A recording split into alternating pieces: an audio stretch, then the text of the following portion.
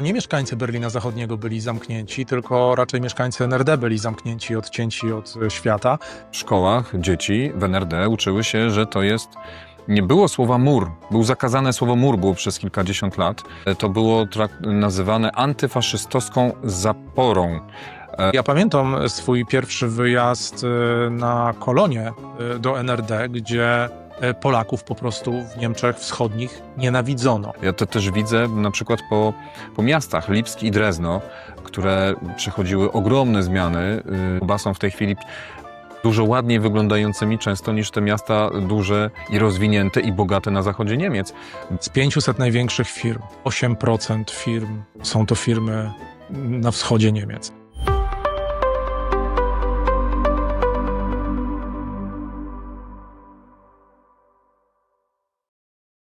Sporo czasu minęło od upadku muru berlińskiego. Dzień dobry. Dzień dobry. Oj, minęły lata, Pamiętasz dekady ten już moment? nawet.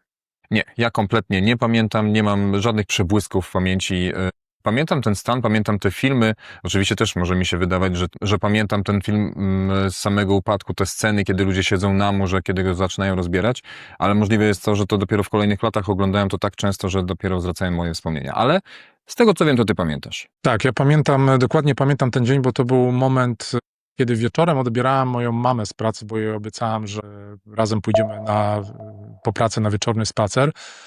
I rozmawialiśmy na temat tego, co się może stać po upadku muru berlińskiego, czy Zjednoczone Niemcy będą zagrożeniem dla Polski, czy może dojść znowu do jakiejś rewizji granic, bo przypomnijmy, że no, co prawda do lat 70. to było tylko, no ale jednak te granice na Odrze i Nysie zachodnie Niemcy nie były uznawane. Jak się oglądało te mapy, no to widać było, że te granice były przeciągnięte, że Szczecin był niemiecki, Wrocław był niemiecki, a to, co było w NRD, to było pod Russische Verwaltung, czy Sowjetische Verwaltung. Nie wiem, czy wśród tych, którzy nas oglądają i słuchają, nie ma też takich, może jeżeli nie 13-latków, to 20-latków, a nawet 30-latków, bo nawet ci ludzie urodzili się już po tym, jak upadł mur berliński.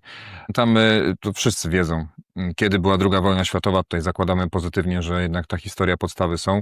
Wiemy, że mur upadł berliński właśnie w listopadzie 89 roku, ale on skądś po tej wojnie wziął się w tym miejscu, więc ja bardzo chętnie porozmawiam o tym właśnie, o tych obawach i o tym wszystkim, ale może pomóżmy części z nas uporządkować, a innych w ogóle uświadomić, jak doszło w ogóle do tego, że ten mur berliński powstał. Ty zacząłeś zresztą ten wątek już poruszać, bo powiedziałeś o tym, o tej sowieckiej, o tej radzieckiej strefie, bo i całe Niemcy, i Berlin zostały po II wojnie podzielone na takie 4 części, po to, żeby móc właśnie zdenazyfikować Niemcy i przeprowadzić się przez taki okres przejściowy, żeby Niemcy znowu mogły zacząć budować jakąś swoją państwowość. No i szybko się okazało, że ta wspomniana przez ciebie radziecka część i Berlina, i radziecka część całych Niemiec zaczęły się oddalać od pozostałych 3 części, czyli brytyjskiej, francuskiej i amerykańskiej. Tak, te Niemcy podzielone zostały na sektory ze względu na to, aby można było mieć kontrolę nad tym państwem i aby Niemcy się nie odbudowywały tak, jak to się stało za III Rzeszy. Natomiast nie wiem, czy wiesz, bo też był zupełnie inny plan, jeżeli chodzi o podział Niemiec na sektory, a mianowicie tam się pojawił też taki pomysł zaraz po wojnie, aby te sektory amerykański, brytyjski i francuski były zdecydowanie większe, czyli sięgały do Łaby, czyli prawie że pod Drezno, natomiast Berlin miał być całkowicie w strefie radzieckiej i na to alianci po prostu się nie zgodzili. Nie zgodzili się, ale Związek Radziecki, który miał takie duże wpływy na terenie późniejszej NRD, bo też nie od razu NRD powstało, miał tak duże wpływy właśnie Związek Radziecki jak na terenie Polski i na terenie innych krajów tego bloku wschodniego, który przez 4 ponad dekady po II wojnie światowej istniał. I Związek Radziecki dążył do tego, żeby miasto Berlin, wbrew temu, że nie zostało no właśnie całości im przyznane, żeby miasto Berlin stało się wolnym miastem, takiego sformułowania używano, czyli takim, który właśnie będzie zarządzany Znaczy ono miało być wolnym, ale właśnie pod wpływem tej przede wszystkim radzieckim i nagle się okazało, że nie. I bardzo skomplikowane, nie będziemy tu wchodzić teraz w szczegóły historyczne, ale bardzo skomplikowane było tych pierwszych kilkanaście lat, kiedy istniało jedno państwo z administracjami 4 innych krajów z takim wsparciem i gdzie w którymś momencie dość szybko pojawiły się 2 waluty, bo były niemieckie marki, ale zachodnie i wschodnie, nawet na terenie Berlina, ale nie było tego muru, nie było takiego sztywnego podziału. Byli ludzie, którzy mieszkali w jednej części miasta, a pracowali w drugiej, przemieszczali się przez duży czas. Ale były właśnie- kontrole. To one były wprowadzane już sukcesywnie po zakończeniu II wojny światowej, więc ci, którzy jeździli z jednej na drugą stronę, oni czasami byli kontrolowani i też mieli tą świadomość, że opuszczają jeden albo drugi sektor, bo te tablice były. Tak, to było no na tyle bez tego muru te granice wyglądały tak, że co miesiąc uciekały dziesiątki tysięcy. Im bliżej właśnie tego powstania muru, czyli im dalej od wojny, im większe były te różnice, widać było te różnice w codzienności zachodniego Berlina, tak wtedy jeszcze nie nazywanego, a wschodniego Berlina, tym większy był ruch tych osób, które wyjeżdżały z tego wschodniego do którejś części francuskiej, brytyjskiej, amerykańskiej i nie wracały. To były nawet 30 000 miesięcznie, czasami takich ludzi wyjeżdżało. Wspomniał o tym, że NRD powstał w 1949 roku. To był chyba jedyny kraj, który w tym bloku wschodnim właśnie w taki sposób się rozwijał, że z 18 ponad milionów po 40 latach, kiedy NRD ostatecznie padało i łączyło się z RFN, było o 2 miliony mniej mieszkańców, bo ludzie uciekali i na początku, kiedy jeszcze nie było muru, ale potem także przez ten mur. No i w którymś momencie, w 1961 roku zapadła decyzja, oczywiście w Moskwie, oczywiście na Kremlu. Chruszczow z Ulbrichtem, czyli z takim despotą, tak, liderem i Partii Jedności Narodowej, czyli niemieckiego odpowiedniczki PZPR i jednocześnie człowiekiem, który kierował NRD przez ponad 20 lat, zapadła decyzja w Moskwie, że musi powstać mur. I to było Chociaż do trzymane samego do końca końca. kłamano, bo przewodniczący SED, wtedy to był właśnie pan Ulbricht, mówił o tym, że nikt nie ma, jak to było, keine hat der Absicht, ein Mauer zu bauen. Czyli On nikt to nie powiedział ma... jeszcze chyba na 2 miesiące przed powstaniem tego muru. Teoretycznie wtedy jeszcze nie było takiej ostatecznej decyzji, ale były przygotowania. I one dopiero chyba na 3 dni przed powstaniem muru została taka przez agencję informacyjną puszczona informacja, że jest planowany mur. A rzeczywiście wcześniej cały czas było do końca zaprzeczanie, że jakakolwiek taka idea istnieje. Ale w końcu No i wtedy... z dnia na Tak, dzień. i wtedy na 40 lat faktycznie wiele osób zostało rozdzielonych, jeżeli mówimy o rodzinach. Część została na zachodzie, część została na wschodzie. To był też taki moment naprawdę dosyć dużych dramatów, a do tego wszystkiego takich restrykcyjnych przepisów dotyczących tego, kto, bo Niemcy z zachodu i Berlińczycy z zachodu bez żadnego problemu mogli przyjeżdżać na wschód i to nie była kwestia moralności, tylko to była kwestia finansowa, bo wiadomo, że ci ludzie przywozili ze sobą zachodnie marki, zresztą byli zobowiązani do wymiany według państwowego kursu i na tym się NRD chciało wzbogacić. Natomiast jeżeli chodzi o mieszkańców NRD, no to ich wyjazdy na zachód były bardzo restrykcyjne, były obwarowane tym, że dopiero chyba ludzie po 60 mogli odwiedzać spokojnie swoje rodziny. To takie ryzyko, że te osoby by zostały na zachodzie, było zdecydowanie mniejsze niż młodsze osoby. Ten mur powstał prawie że z dnia na dzień, zaczął być budowany, ale jeszcze w tych pierwszych chwilach, jeszcze tego samego dnia, kiedy mur zaczął powstawać, ludzie nadal próbowali uciekać, no bo dopóki jak zobaczyli, że jest mur, to że zaczynają być budowane, to jeszcze były te próby, że dopóki go nie ma, to trzeba uciekać, bo przecież nie na całej długości tego muru od razu istniały ta wysokość, taka, która blokowała. No a do tego, to też warto wspomnieć, trasa tego muru i ta wcześniejsza granica, ona przebiegała także przez budynki. Dopiero sama budowa muru to nie było tylko stawianie muru, nie tylko murowanie, ale także niszczenie budynków, które stały w pobliżu granicy po to, żeby utrudnić ewentualne przedostawanie się. Właśnie A wiesz, że w Berlinie Zachodnim były też enklawy? Enklawy? Trzeba było przejść przez terytorium tak.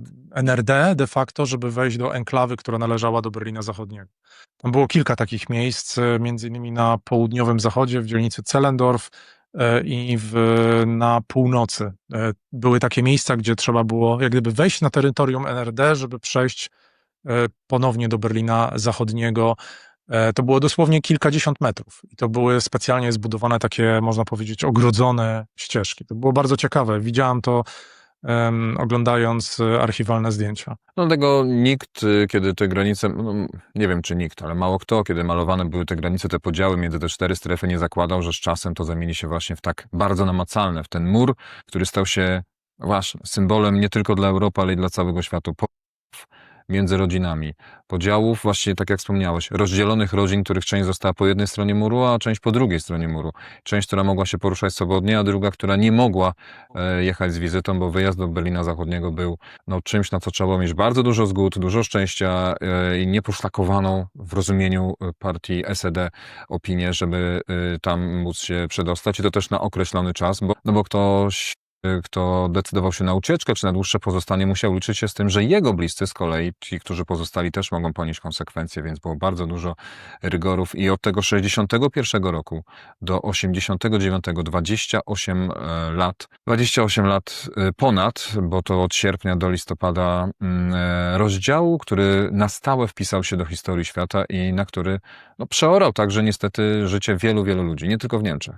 Ale zanim przejdziemy do oceny tego, jaki był efekt zjednoczenia Niemiec, to jeszcze powiem Ci na krótko, bo historia, cały czas się mówi o tym, że de facto, i to jest prawda, że to nie mieszkańcy Berlina Zachodniego byli zamknięci, tylko raczej mieszkańcy NRD byli zamknięci, odcięci od świata, ale biorąc pod uwagę to, w jaki sposób mieszkańcy Berlina Zachodniego żyli, no to było bardzo ciekawe, no bo to było miasto, gdzie z jednej strony nie inwestowano przez wiele lat, ze względu na to, że nikt nie wiedział, jaki będzie status tego miasta, co się z nim wydarzy za kilkanaście, za kilkadziesiąt lat, więc tych inwestycji nie było. Z drugiej strony pompowano jakieś tam pieniądze, żeby przyciągnąć młodych ludzi, aby mieszkali w Berlinie Zachodnim, żeby to miasto nie opustoszało, a tymczasem nie stało się w którymś momencie jakimś takim argumentem do tego, że Sowieci przejmą Berlin Zachodni. I zupełnie inne podatki tu były i oczywiście ci, którzy przyjeżdżali do Berlina Zachodniego, to na przykład nie musieli odbywać obowiązkowej służby wojskowej, bo Berlin Zachodni miał status wolnego miasta, no de facto niby był częścią zachodnich Niemiec, ale nie był. Administracyjnie tak, ale panowały zupełnie inne zasady. I Był nawet trzecim państwem niemieckim. Tak, i wycieczki, które przyjeżdżały z Niemiec zachodnich z młodzieżą, to były wycieczki, gdzie bardzo chętnie były one organizowane, dlatego że ci młodzi ludzie dostawali kieszonkowe. Chyba 200 marek zachodnich, o ile się nie mylę, więc to był taki moment, że naprawdę tych wycieczek tutaj było bardzo dużo. Ale z drugiej strony mieszkańcy Berlina Zachodniego no, też musieli pokonać taką drogę przez mękę, żeby na przykład dojechać do swoich przyjaciół, do rodzin w Niemczech Zachodnich, bo musieli najpierw opuścić Berlin Zachodni, stojąc w gigantycznych kolejkach na przejściach granicznych tutaj w samym Berlinie. Potem mieli czas na to określony, żeby dojechać na przejście graniczne pomiędzy już NRD a Niemcami zachodnimi. No i do tego wszystkiego na tych autostradach, które były w koszmarnym stanie, bo tam po prostu można było zawieszenie po prostu zepsuć. No to też nie można było zatrzymywać się na parkingach, na których zatrzymywali się mieszkańcy NRD, czyli były osobne parkingi, takie te mopy dla mieszkańców NRD i osobne mopy dla mieszkańców RFN i na tych mopach RFN dla mieszkańców RFN czy dla obywateli RFN były oczywiście sklepy, które no, można porównać, to są nasze Peweksy, one się nazywały Intershopy i na nich też Niemcy ze wschodu zarabiali gigantyczne pieniądze, bo tam można było kupić taniej papierosy niż w zachodnich Niemczech na przykład, czy alkohol. No ale dla Niemców wschodnich to były dosyć duże pieniądze. Bardzo ciekawa historia. Można było na ten temat bardzo dużo opowiadać. Może kiedyś zrobimy jakiś odcinek. Ale przejdźmy do tego, Adam. A Do poczekaj, tego to nie, jeszcze jedną rzecz bym chciał tylko No. powiedzieć, bo ty mówisz właśnie o tych plusach, które mogła część przynajmniej tych mieszkańców wschodnich Niemiec wyciągać właśnie z tego odizolowania tego Berlina Zachodniego. To ja chciałem tylko krótko wspomnieć o tym, że w szkołach dzieci w NRD uczyły się, że to jest nie było słowa mur. Był zakazane słowo mur, było przez kilkadziesiąt lat. To było nazywane antyfaszystowską zaporą. Dokładnie to się nazywało antyfaszystyscha Schutzwall, czyli ściana, która była właśnie zaporą przed faszyzmem. I to obowiązywało, dokładnie było wpisane w programy nauczania, w systemy edukacyjne w szkołach i to obowiązywało do 1988 roku, kiedy już nawet się zbliżały się te zmiany w krajach bloku wschodniego, Układu Warszawskiego, kiedy było widać, że może to legnie, to ta ideologia, ona była tak skonstruowana, żeby wytłumaczyć, że ten mur powstał nie po to, żeby Niemcy uciekali z NRD do Berlina Zachodniego, żeby powstrzymać ich przed tym, tylko powstał po to, żeby chronić mieszkańców NRD przed tą złą ideologią wschodu i zachodu.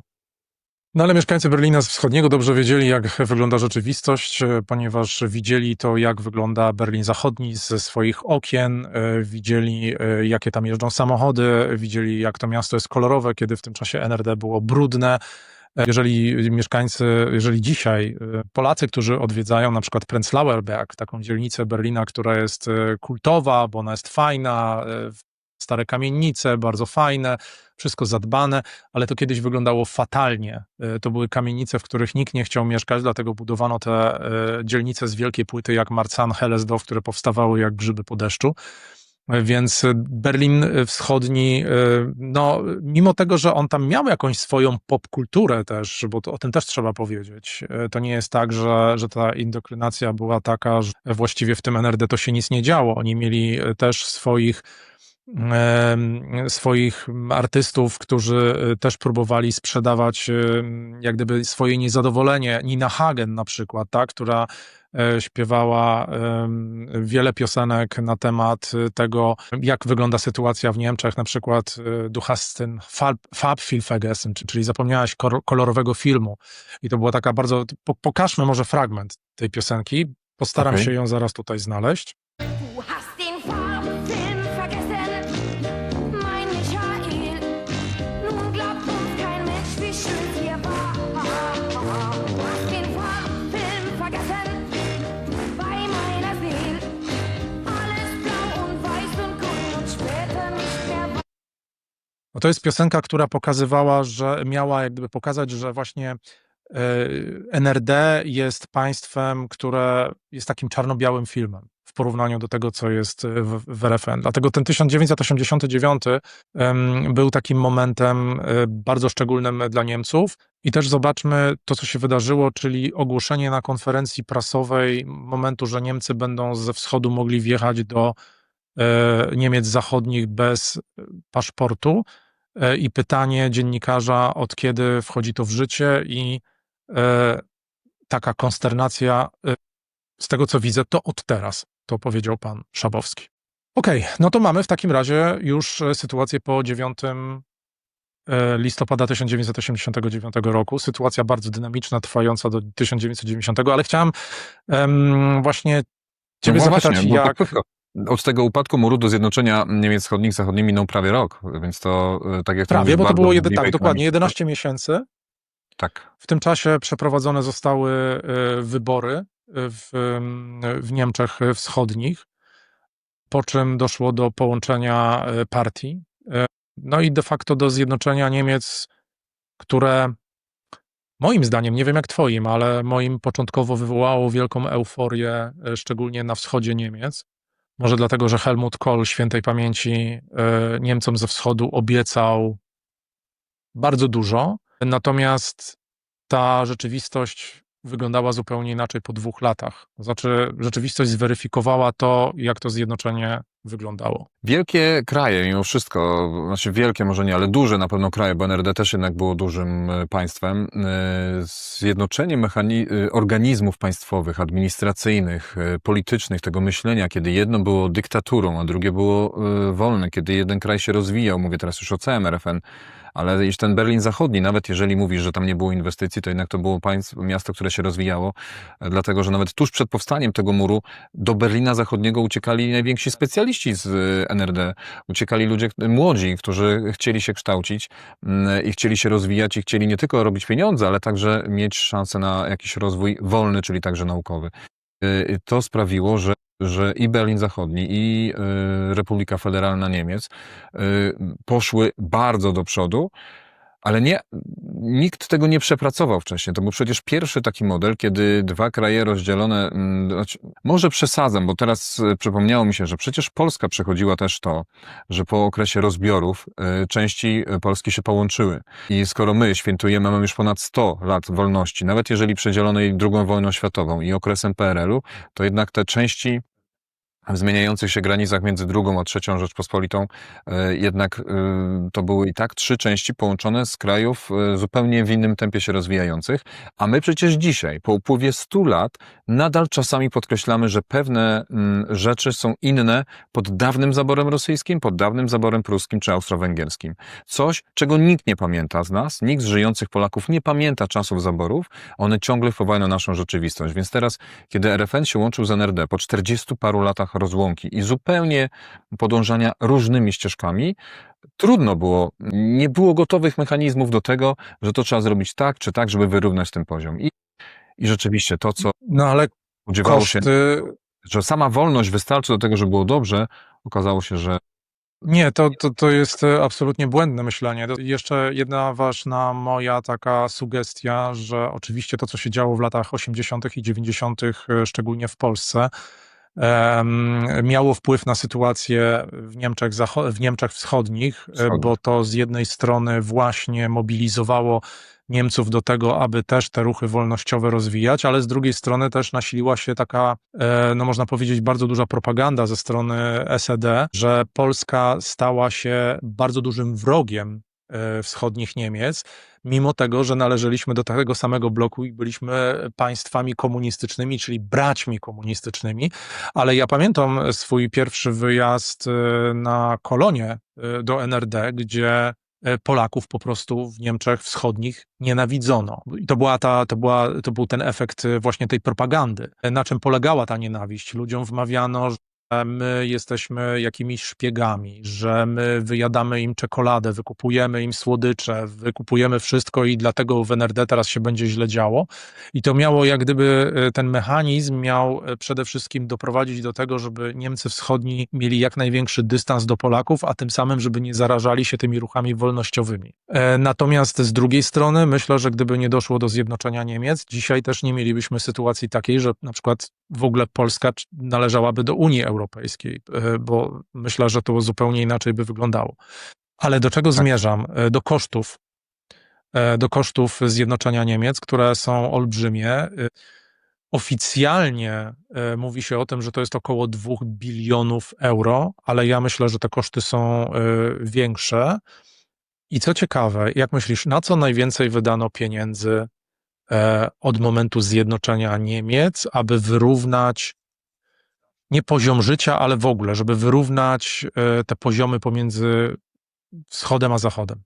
Jestem ciekaw, czy będziesz wiedział. o matko, starasz mnie teraz to wyzwanie, bo mogę się skompromitować kompletnie. No, nie wiem, same Przepraszam nawet... cię, bo to jest mój konik, to znaczy w ogóle ten proces zjednoczeniowy to jest mój konik.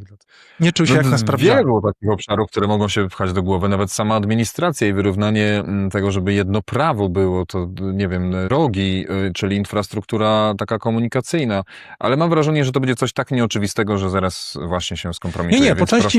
po części masz rację, bo faktycznie zdecydowaną większość, tak, dużą część budżetu przeznaczono na rozwój infrastruktury, której w Niemczech Wschodnich ona była, ale ona była w bardzo kiepskim stanie i ona nie dorównywała temu, co było na Zachodzie.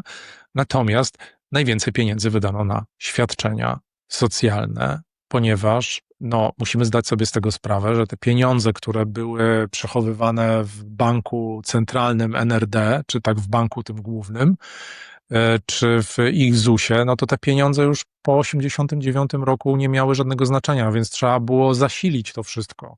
Wartości nie miały, tak.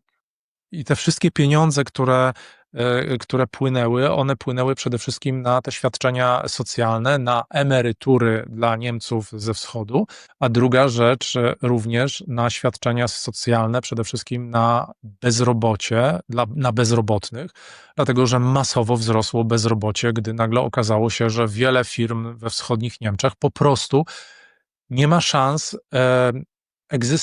na egzystencję, nie ma szans konkurencyjności z firmami zachodnimi. A do tego wszystkiego oczywiście ten proces wchłaniania wschodnio-niemieckich państwowych firm przez zachodnie firmy za pomocą takiej spółki, która się nazywała Treuhand, która jak gdyby była takim administratorem sprzedaży majątku państwowego NRD, gdy nagle okazywało się, że te firmy były kupowane i one też były kupowane po to, aby one padły. te pieniądze na świadczenia socjalne były ogromne, ale masz rację, infrastruktura też. I czy twoim zdaniem po tylu latach, jak jeździsz, uważasz, że ta infrastruktura została dociągnięta? No ona jest cały czas dociągana przecież, bo nawet teraz poruszając się między Polską, jadąc do Berlina, praktycznie na każdej z dróg w ostatnich latach, na każdych z trzech, jadąc do samego Berlina, używając tego przykładu, czyli trzech trasach autostradowych od Szczecina, od Poznania i województwa lubuskiego i od Wrocławia, wszędzie tam trwają mniejsze czy większe prace i ta różnica jest nadal zauważalna. Czy się poprawiło? Nie wiem. Myślę, że na pewno się poprawiło, to jakby jest oczywiste, natomiast czy dociągnięte zostało do poziomu zachodnich Niemiec? Dzisiaj akurat, kiedy my nawet w naszym podcaście rozmawiamy o tym, jak bardzo ta infrastruktura wymaga ingerencji, jak bardzo jest niedoinwestowana, jak ta największa w Europie sieć autostrad jednak brakuje pieniędzy na to, żeby utrzymać ją w takim stanie, że oprócz tego, że jest duża, to żeby była też płynna. To może nie jest najlepszy wątek do rozmawiania, ale ty wspomniałeś też o tym, że właśnie te firmy, a to przejmowanie firm i jakby urynkawianie ich, no to jest też to, z czym my się w Polsce mierzyliśmy. Nawet nie mając drugiego kraju, z którym się sklejaliśmy, ale dążąc do Zachodu, że ta różnica, jeżeli przez kilka dekad masz przedsiębiorstwa, które są w gospodarce nie rynkowej, tylko centralnie sterowanej, gdzie zysk i pieniądze, które mają służyć także na wypłaty dla pracowników, nie są najważniejsze, tylko najważniejsze jest wkomponowanie się właśnie w system sterowany gdzieś w jednym miejscu dla całego kraju i stykasz się z największą gospodarką w Europie, czyli z RFN-em i to łączenie, no to trudno się dziwić, że większe dzisiaj mieszkańcy dawnego NRD, mieszkańcy wschodnich Niemiec, większe pretensje o to, że może drogi nie do końca jeszcze są tak równe jak na Zachodzie, mają o to właśnie, że prezesami, członkami zarządów,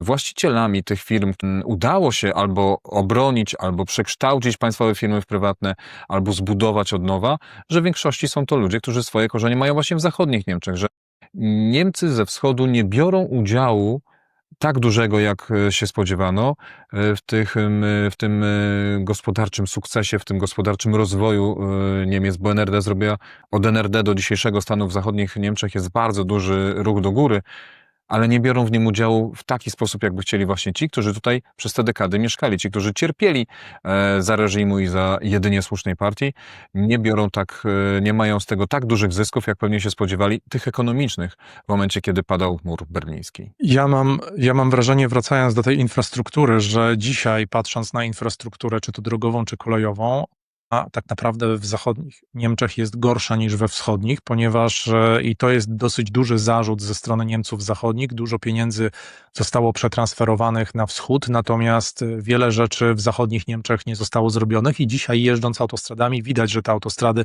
bardzo często w zachodnich Niemczech one są zdecydowanie gorsze, one nie są wyremontowane, one są węższe, mają mniejszą przepustowość, natomiast na wschodzie te autostrady zostały wyremontowane, ale też to trwało, bo pamiętam dobrze do roku tak mniej więcej 2010-2012 wiele odcinków autostrad to były te takie płyty, które były bardzo nierówne, ale ciekawe jest to, że z tą infrastrukturą drogową mamy też taki największy projekt zjednoczeniowy, jeżeli chodzi o autostradę i nie wiem, czy wiesz, która to jest autostrada, bo to jest autostrada A20, czyli ta, która prowadzi prawie spod Szczecina w powiecie Uckermark do Lubeki i ona jeszcze też jest chyba nie do końca skończona, bo tam są plany, żeby pod granicę holenderską dociągnąć, ale to był największy projekt, którego budowa zajęła, poczekaj, żebym nie skłamał teraz, no dobre 22-23 lata, jak ten projekt został zakończony.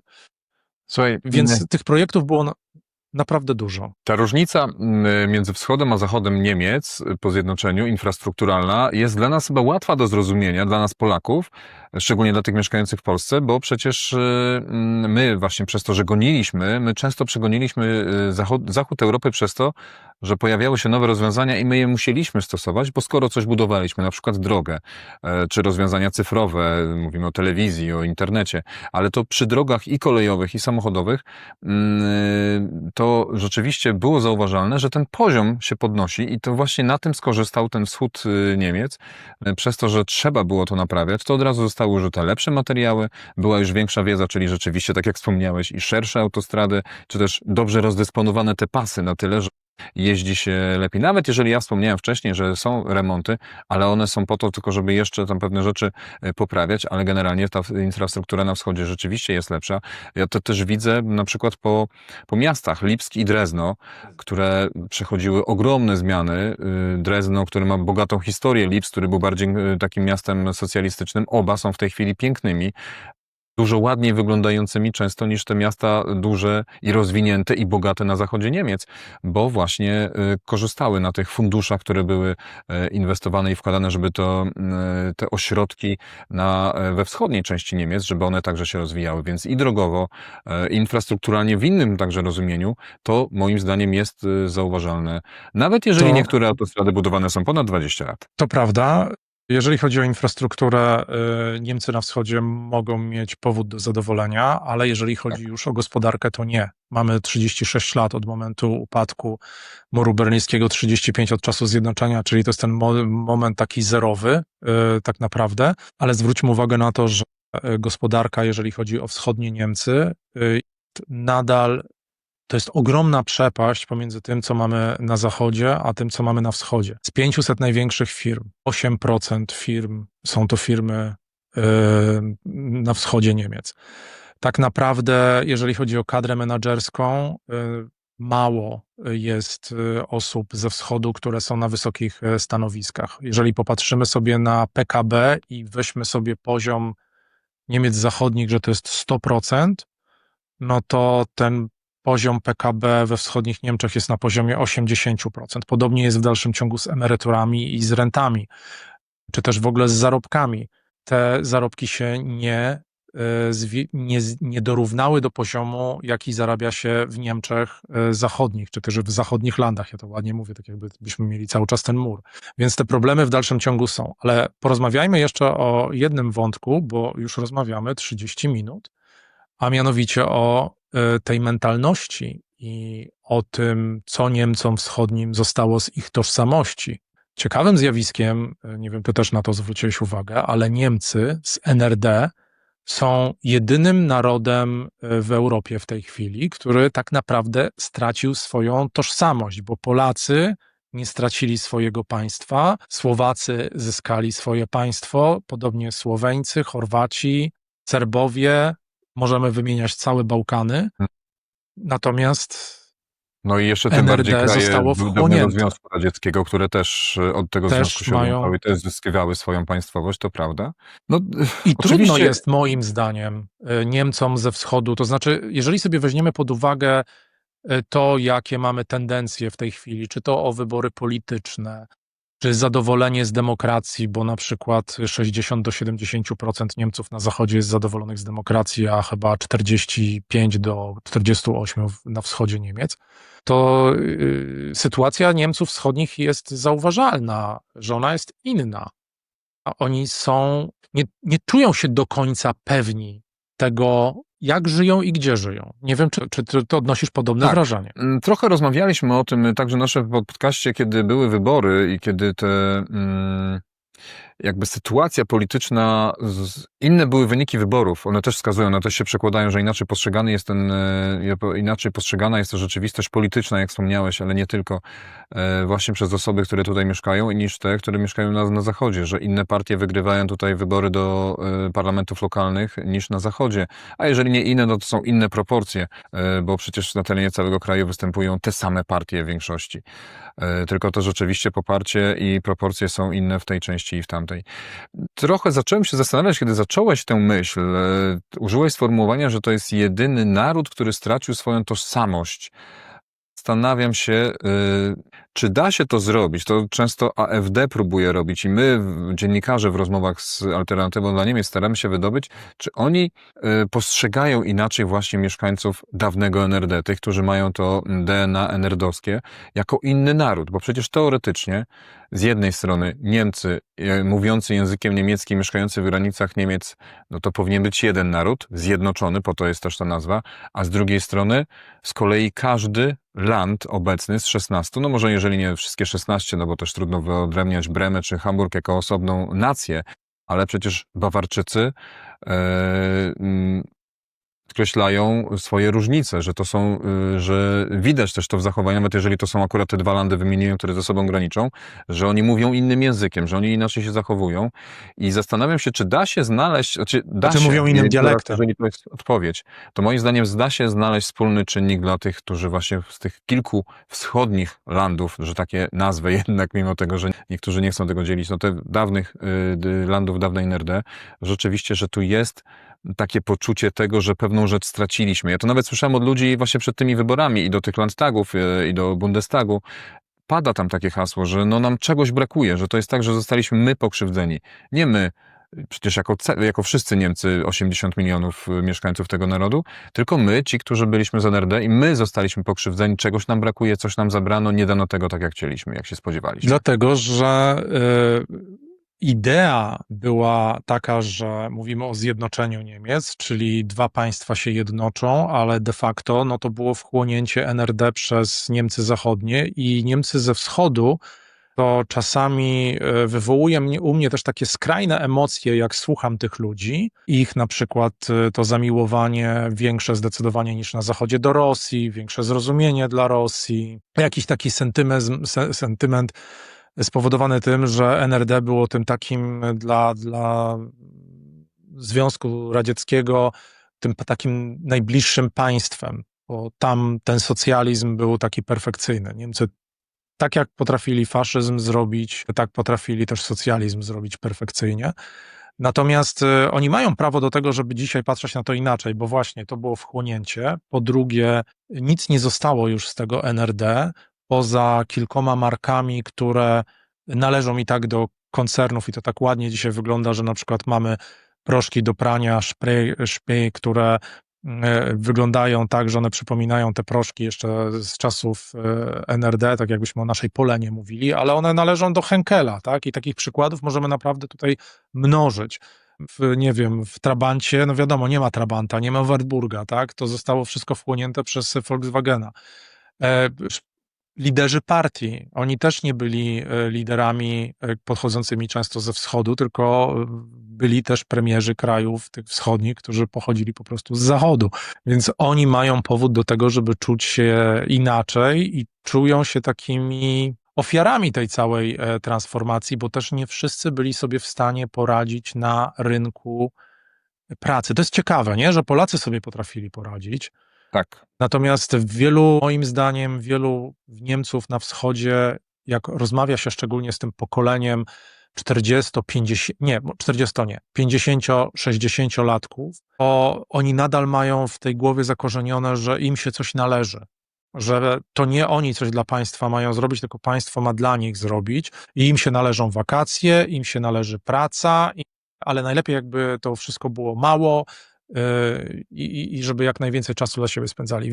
Zgadzam się z tobą. Rzeczywiście, że ci, którzy mieszkali w NRD, chyba obok w tej chwili Serbii, mają największą taką tęsknotę, też Serbia bardziej do Rosji, a NRD, właśnie mieszkańcy tego dawnego NRD, największą taką tęsknotę chyba za Związkiem Radzieckim, poza mieszkańcami właśnie samej Rosji obecnie. I być może, znaczy nie być może, ale na pewno w dużej mierze masz rację właśnie tłumacząc, dlaczego tak się stało. Nadal jest to zagadką, nadal jest to zauważalne, można odróżnić zachowanie. Wracając teraz do tego pierwszego tematu w tym bloku, jakby tego twojego pierwszego pytania, jest zauważalna różnica między tymi, którzy rzeczywiście przeżyli to, że ich kraj został jakby wyzwolony, przywrócona została wolność, ale do dzisiaj, mimo tych 30 kilku lat mijających, jest to oczekiwanie, w pełni się z tobą zgadzam, oczekiwanie na to, że ktoś coś da, że nam się coś należy i że nie musimy walczyć tak jak Polacy walczyli przez te, nie tylko o to, żeby doszło do roku 89, ale przez lata 90. Nasze otoczenie jest pełne historii Polaków walczących o to, żeby zawalczyć o swoją rodzinę, o pieniądze i o to, żeby się rozwijać także artystycznie, naukowo, czego trochę brakuje mi w NRD. Ale chciałem o jedną rzecz, bo przed chwilą przyszło mi do głowy ciebie dopytać, jak myślę już trochę na koniec jednak tej części. Czy Angela Merkel przez mieszkańców dawnego NRD jest traktowana jako polityk wschodnia? Jako polityczka wschodnia? Znaczy, na pewno symbolicznie tak. Myślę, że przynajmniej z tych wielu rozmów Angela Merkel zdradziła ideały Niemców ze wschodu. Zresztą oni się czują bardzo poszkodowani i to nie tylko w kontekście samej Angeli Merkel, ale w ogóle polityki. I zwróć uwagę, dlaczego w Niemczech wschodnich, i tu odejdę od Angeli Merkel trochę, dlaczego we wschodnich Niemczech partia Die Linke, czyli ta, która wywodzi się z komunistycznej partii NRD, SED, dlaczego ta partia straciła tak ogromne poparcie na rzecz AfD? Z jednego prostego powodu. Tego, że Niemcy na wschodzie mieli olbrzymie pretensje, że nie reprezentowane były ich interesy, bo ta partia lewicowa, ona zawsze gdzieś tam była blisko nich. Ona zawsze broniła ich interesów w tych małych wioskach, tam gdzie, nie wiem, nie dojeżdżały pociągi, nie dojeżdżały autobusy, bo nie było infrastruktury. Oni mieli to poczucie, że ta lewica gdzieś tam jest, to jest taka ich, tak? To jest ich sąsiad, to jest ich kolega z pracy. Natomiast w lewicy to się gdzieś rozjechało. Lewica zaczęła inaczej myśleć i stąd też myślę, ta transformacja zupełnie innych, jakby to powiedzieć, zupełnie innych biegunów, tak? Że nagle to nie lewica, tylko prawica AfD jest tą partią, która zdaniem Niemców wschodnich reprezentuje ich interesy. Myślę, że tym jednym z interesów jest polityka migracyjna, bo w Niemczech wschodnich, myślę, że tutaj zgodzisz się ze mną, ten komunizm doprowadził do tego, że coś, co jest obce, nie nasze, jest po prostu nie do zaakceptowania. AfD właśnie podziela tą opinię i dlatego spotyka się z tak dużym poparciem we wschodnich Niemczech. Moim zdaniem. Mogę powiedzieć tak, bo zastanawiam się właśnie, na ile jeszcze pociągnąć ten temat, na ile, bo patrzę też na zegar, ty jako gospodarz naszych spotkań. Ja myślę, że ten drugi temat zostawimy sobie na kolejny, bo No właśnie tak się sobie nam fajnie rozgadało a propos wschodnich Niemczech i procesu zjednoczeniowego, więc dajmy sobie jeszcze te 5 minut na wymianę naszych myśli, naszych subiektywnych myśli dotyczących zjednoczenia Niemiec. No właśnie, bo Okej? zastanawiam się, czy klamrą tej politycznej rzeczy nie jest to, co się dzieje dzisiaj, w dniu, kiedy nagrywamy. Jest taka polityk, Sara Wagenknecht, która stworzyła sojusz Sary Wagenknecht właśnie odchodząc z tej lewicy. o Która której jest ty z mówiłeś, tej zachodu. partii. Ona jest z zachodu, ale ona w tej lewicy w Linke odgrywała przecież znaczącą rolę i odchodząc z tamtej partii stworzyła coś, co właśnie w tych wschodnich Niemczech dało taką trochę namiastkę i tutaj przecież całkiem niezłe wyniki BSW osiągnęło. Właśnie nie wiem, czy nie trochę na tym też odwoływaniu się do tych wartości, o które ty ostatnio wymieniałeś, czy i tego takiego łączenia pewnych wartości z AfD, i takiego wskazywania, że właśnie my tutaj na wschodzie, no bo akurat te kampanie, których BSW się mogło wykazać bardziej, to były kampanie do Landtagu wschodnich Niemiec, dawnej NRD, i udało się tymi trochę lewicowymi, populistycznymi, takimi nie oczywiście 1:1, ale zbliżonymi do haseł partii, która przecież 40 lat temu rządziła, udało jej się zdobyć po kilkanaście procent głosów i uczestniczyć w tej chwili właśnie w rządzeniu 3 Landtagami. I dzisiaj Sara Wagenknecht odchodzi, partia zmieni nazwę, być może nie będziemy o BSW pamiętali zbyt długo, ale jest to jednak element, który przez te ostatnie 2 lata odegrał pewną rolę i który akurat myślę, że jest do wspomnienia w tym momencie właśnie dlatego, że to BSW było graniem także na sentymentach dotyczących tych różnic między wschodnimi a zachodnimi Niemcami. Ja mam takie wrażenie przynajmniej.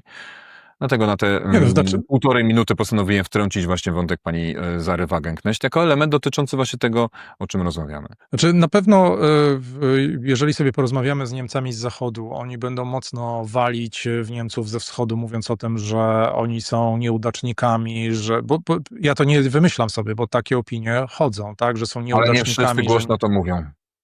I oczywiście nie wszyscy, no ale samo już to sformułowanie OSI jest w dalszym ciągu, OSI, czyli wschodniak, jest w dalszym ciągu takie obraźliwe, bardziej obraźliwe niż pozytywne. I z kolei zachodniak WESI to nie jest jakoś odbierane ogólnie na wschodzie, tak, ale ogólnie w Niemczech nie, jako słowo negatywne. Prawda jest taka, że to zjednoczenie mogło wyglądać inaczej. No weźmy pod uwagę tylko to, że się tylko wszystko działo dynamicznie, wiele rzeczy było podejmowanych spontanicznie, ale gdyby dzisiaj trzeba było przeprowadzić ten proces zjednoczenia Niemiec, on powinien wyglądać zupełnie inaczej. No, ten proces doprowadził do tego, że co prawda muru berlińskiego i granicy twardej nie mamy, Ale w głowach ja postawię tezę, że granicę mentalną w Niemczech w dalszym ciągu mamy i ja ją odczuwam. Odczuwa ją wiele osób i to nie tylko ci z zachodu, ale również ze wschodu, że jest mentalny mur. Pcha mi się kilka myśli do głowy, ale ponieważ dokładnie w tym momencie, kiedy ty mówiłeś o tych mentalnych podziałach, o mentalnej granicy, która została w głowach, ja dokładnie to samo chciałem powiedzieć, jak tylko skończę zdanie, no to skoro mamy takie podsumowanie i myślę jedną myśl dotyczącą tego, to może zostańmy przy tym. Też zgadzam się z tobą, jeszcze raz to powiem, mentalne podziały są zauważalne, one pozostały w głowach, nawet jeżeli ktoś, kto się urodził już po upadku muru, jak spojrzy na mapę Niemiec, to zauważy granicę między landami, między Saksonią, Dolną, między Hamburgiem, Hesją, Bawarią, Badenią-Wirtembergią, nie zobaczy granicy między NRD i RFN-em i nie zobaczy w Berlinie na mapie przynajmniej tego, dlatego że w rzeczywistości, to może tak tylko jeszcze podpowiedź turystyczna na koniec, przez cały Berlin ślad po tym murze został na chodnikach, na ścianach, budynkach, czasami na podłodze właśnie budynku jest zaznaczone, którędy ten mur przebiegał.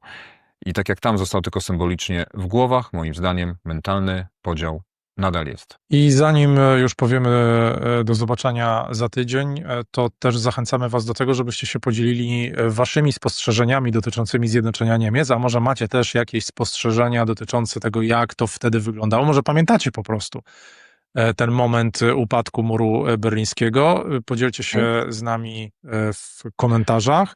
Ja czekam na to, czy ktoś pamięta, tak jak Tomek, swój spacer z mamą, czy ktoś pamięta głębokie przemyślenia swoje właśnie z listopada 1989 roku. Dokładnie. Subskrypcja i kciuk w górę dla nas jak zwykle bardzo cenny. Dziękujemy za dotychczasowe komentarze, za to, że mówiliście na temat tego, co chcielibyście u nas w podcaście usłyszeć i zobaczyć.